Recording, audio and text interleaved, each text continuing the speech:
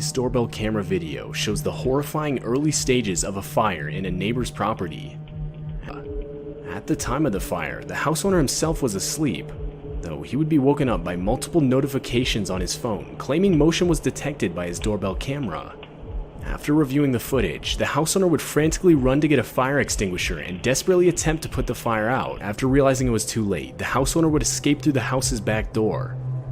It's pretty safe to say that the motion-detected notifications that woke up the house owner saved his life that night. This video captured a woman frantically knocking on this house's front door. As she continues to do so, she can be seen constantly looking behind her.